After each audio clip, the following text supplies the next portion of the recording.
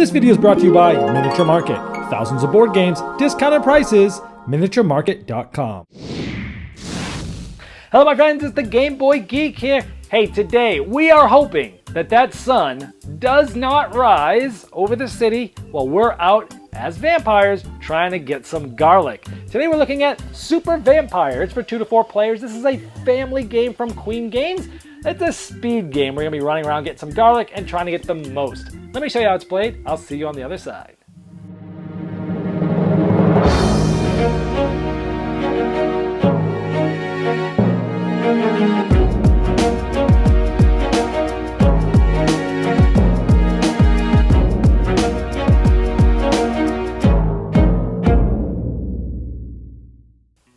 Here's Super Vampire set up. It is sort of a three-dimensional board that's like 2 stories tall. For example, from the board level, this is what it looks like set up.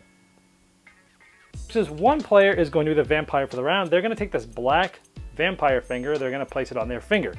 They are then going to roll this die that has different colored garlic cloves on it. Let's say I rolled yellow. Who would roll it on the board? Then I am going to try as fast as I can to push this using this vampire figure to the yellow, and you can only use the tip of the finger. So I'm going to try to get him to go to the yellow one. Now when I get there, I have 2 choices.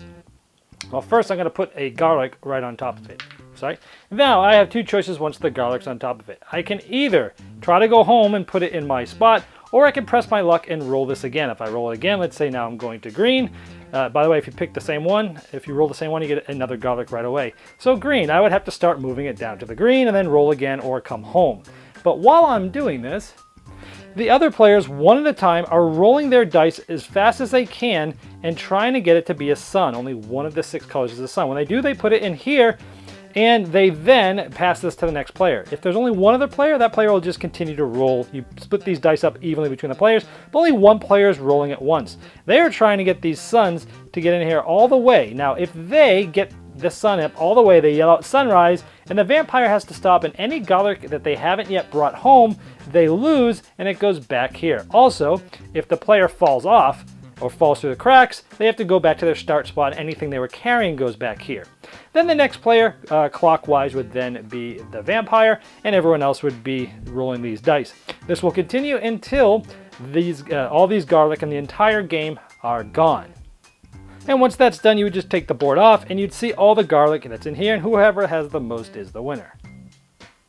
Now there's 2 different boards, but they're double-sided. This one has sort of some angles that are diagonal, and you'll see the layout. If you flip this over, it actually has the same type of board, obviously, but then the layout is different. There's also a different board that you can use that uses right angles. I think this one's actually even hotter because you can't sort of cut corners. But again, double-sided, different layout, so you can choose which board you like to do at the beginning of your game, and it's the same board that you'll play for the whole game.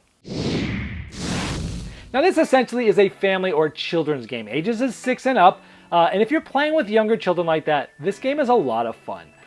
It's just fun because you've got people that are rolling, everyone's watching the person with the finger, and you're trying to push it, and they push them down, they fall down, everyone's laughing at them, and they're trying to get the garlic, but at the same time they're looking to see how many dice have the suns up, and they're pressing their luck, trying to go fast, which is going to make them fall even more, and everyone's laughing. It's a very fun children's game.